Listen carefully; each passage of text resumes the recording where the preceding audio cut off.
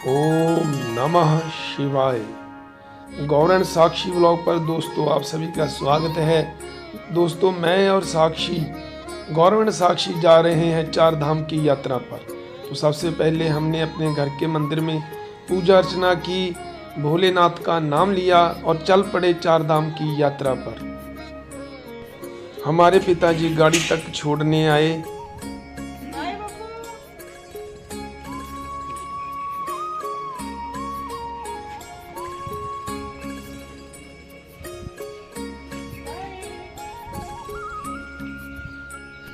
कई सालों से मन में चाह थी कि केदार बाबा के दर्शन को जाएंगे, तो निकल पड़े हैं धर्मकोट से सुबह 6 बजे और लगभग 9 बजे हम अम्बाला क्रॉस कर गए।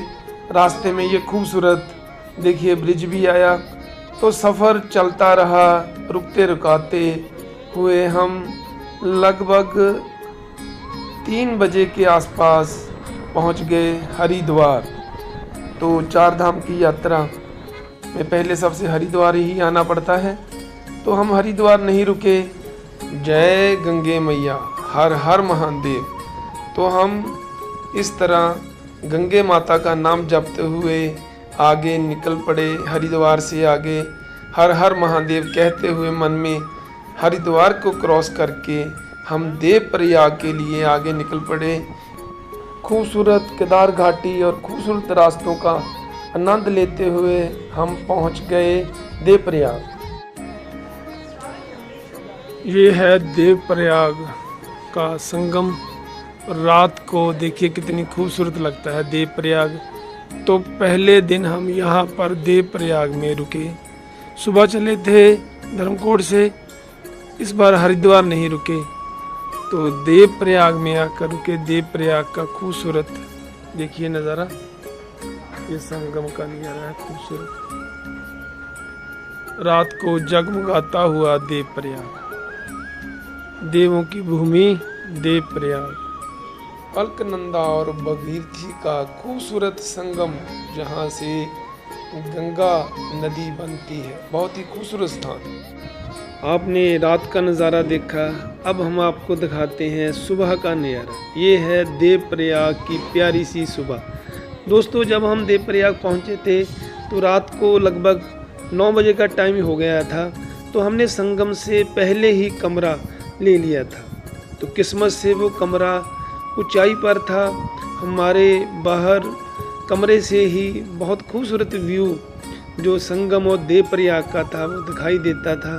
और ये है सुबह मॉर्निंग का टाइम। हमारे रूम के बाहर से देखिए कितना खूबसूरत व्यू दिख रहा है।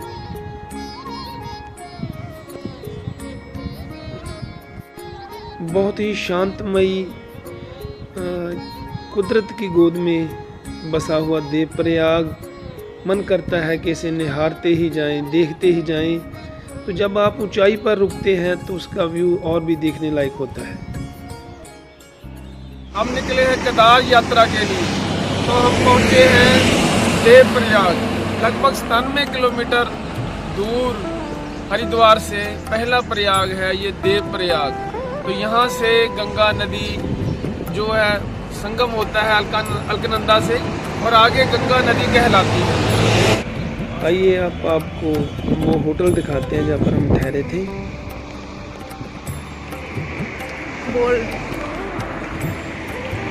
आज हम ठहरे हैं देवप्रयाग में होटल उमम। बहुत ही बढ़िया होटल है, बहुत ही बढ़िया कम रेट में हमें रूम अवेलेबल हो गए थे। कम रेट 2000 में कमरा मिला है कम से कम। आगे देखना साक्षी जी, अभी तो शुरुआत है।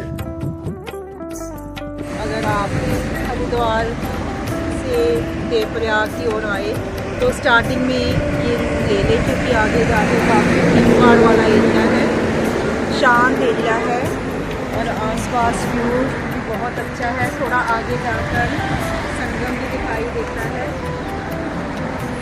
ये हमारे ड्राइवर साहब हो चुके हैं तैयार। गाड़ी फुल है सामान के साथ, मैगी मुगी सिलेंडर सारा बीच में है। और आगे कहीं अलकनंदा के किनारे बैठकर मैगी मुगी बनाएंगे। दोस्तों इस बार हमने अपने साथ पोर्टेबल चेयर्स, टेबल और सिलेंडर वगैरह ज़रूरी सामान रखा कि कहीं भी अपना मनपसंद खाना बना सकें। कारण होटल के बाहर ही हमने ब्रेकफास्ट किया। जब हम ब्रेकफास्ट कर रहे थे तभी एक बहुत ही प्यारा डॉगी साक्षी के पास आया। उसे देखकर हमें अपने पफ़ी की याद आ गई। तो कुछ देर यहाँ बिताने के बाद हम आगे की ओर बढ़ चले।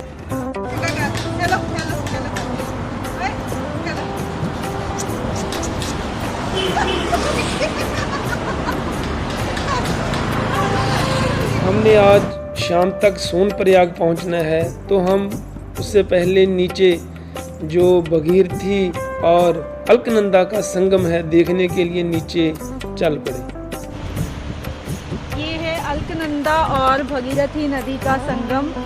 ये उस साइड से भगीरथी नदी और इस साइड से अलकनंदा आ रही है और ये मिलके गंगा बन जाती है जो आगे हरिद्वार को चली जाती है। कल कल करती हुई भगीरथी और अलकनंदा यहाँ पर दोनों आपस में मिलती हैं। ये देखिए अलग अलग रंग का पानी। उत्तराखंड की खूबसूरत केदार घाटी में 5 प्रयाग आते हैं, तो ये सबसे पहला प्रयाग है। प्रयाग उसको बोला जाता है जहाँ पर 2 नदियों का संगम होता है। तो सबसे पहला प्रयाग देवप्रयाग। दोस्तों ये भी बहुत ही खूबसूरत, प्यारी और एक अलौकिक जगह है। एक अलग प्रकार का यहाँ पर सुकून मिलता है जब हम देवप्रयाग संगम तट पर बैठकर इसे निहारते हैं।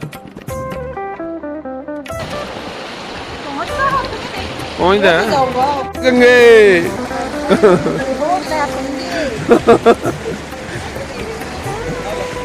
बढ़िया डील है।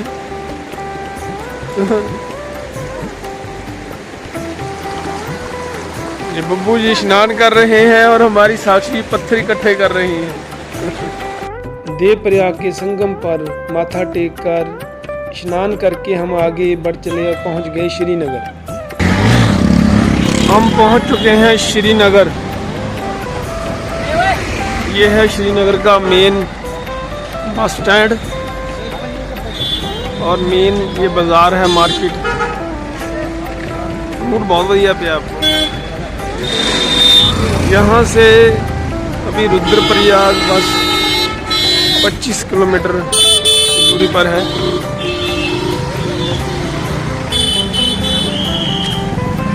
यहाँ पर भी आप रुक सकते हैं। अच्छी मार्केट बनी हुई है श्रीनगर। रुद्रप्रयाग के रास्ते में बहुत सारे कठिन रास्ते भी आते हैं जहाँ पर पहाड़ी गिरे होते हैं, जहाँ पत्थर गिरने का डर बना रहता है। तो बेहद तंग और मुश्किल कठिन रास्ते होते हैं, लेकिन वहाँ पर केदार घाटी में चारों तरफ खूबसूरत नज़ारों होते हैं। तो ये देखिए कितना कठिन रास्ता है जहाँ से होकर हम आगे गुप्त काशी की ओर जाएंगे। रास्ते में जगह जगह पर जाम भी लगा रहता है। जब भी आप घूमने निकलें तो पहाड़ों का पानी जरूर पिएं। तो बब्बू जी ने भी पानी भरा। क्या दिलकश नज़ारा है। अब हम पहुंच चुके हैं गुप्त काशी के लगभग करीब 18 किलोमीटर है यहाँ से गुप्त काशी। तो धूप है थोड़ी सी खिली हुई, गर्मी लग रही है। वो कह रहे थे काफ़ी ठंड होगी, आगे देखते हैं जाकर। यहाँ तो अभी गर्मी है। केदार घाटी में आप कहीं भी पर भी निकलें तो जाम तो मिलता ही है। हम पहुँच चुके हैं गुप्त काशी के लगभग आसपास। तो जाम लगा हुआ है बहुत सारा, दूर तक गाड़ियाँ रुकी हुई।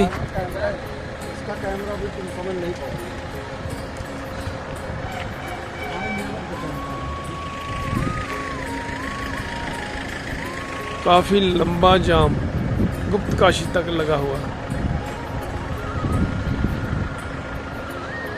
तो जब भी आप केदार घाटी में चार धाम की यात्रा पर निकलें। किसी धाम पर भी जाना हो, रास्ते में गाड़ी में कुछ खाने पीने का सामान अवश्य रखें।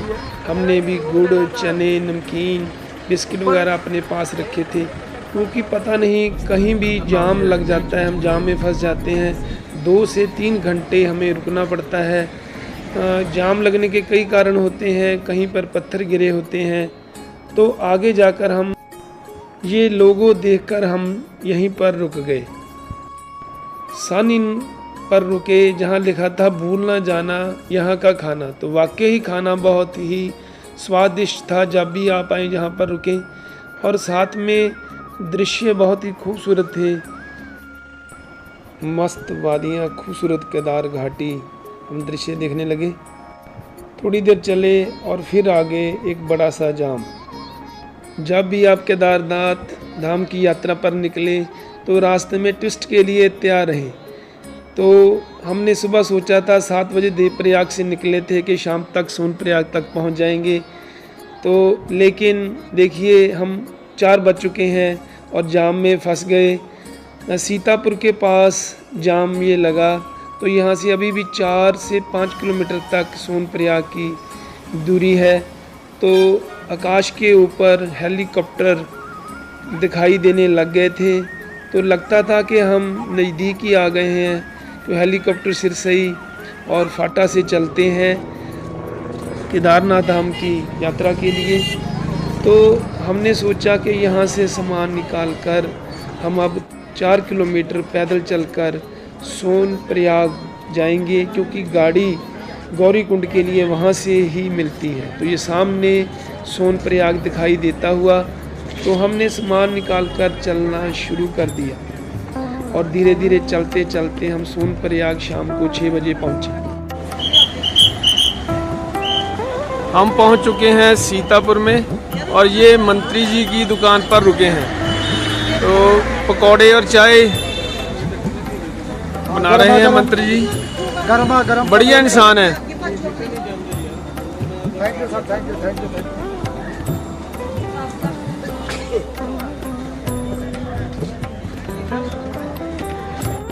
हमारी तो पैदल यात्रा सीतापुर से ही शुरू हो गई और हम धीरे धीरे चलते चलते पहुंच गए सोनप्रयाग।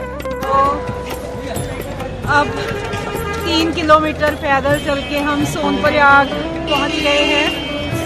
अब हम बिल्कुल सोनप्रयाग की पार्किंग के सामने खड़े हैं। पार्किंग खचाखच भरी हुई है, जिससे रश का पता चलता है कि कितनी भीड़ है यहाँ पर।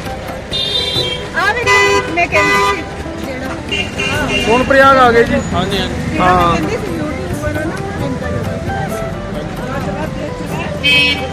क्लॉक रूम है। सोनप्रयाग का खूबसूरत नज़ारा, लगता है हम केदारनाथ बाबा के, भोलेनाथ के पास बिल्कुल नज़दीक पहुंच गए। तो बहुत रश है यहाँ पर।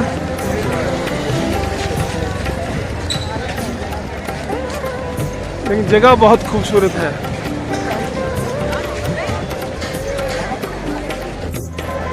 लगभग 2 बज चुके हैं रात के और ये है सोनप्रयाग का मेन मार्केट का व्यू। रश बहुत है, ये देखिए लंबी लंबी लाइनें लगनी शुरू हो गई हैं। और अब हम जाएंगे गौरीकुंड के लिए, टैक्सी के लिए। 3 बजे के बाद यहाँ लंबी लंबी लाइनें लग जाएंगी नीचे पार्किंग तक के लिए। आज की यात्रा को यहीं विराम देते हैं, नहीं तो वीडियो थोड़ी लंबी हो जाएगी। तो कल से शुरू होगी यात्रा गौरीकुंड से केदारनाथ धाम की यात्रा। बने रहिए हमारे चैनल पर। अभी तक नहीं सब्सक्राइब किया तो कर दें सब्सक्राइब, कर दें share. Thanks for watching. Her her Mahadev.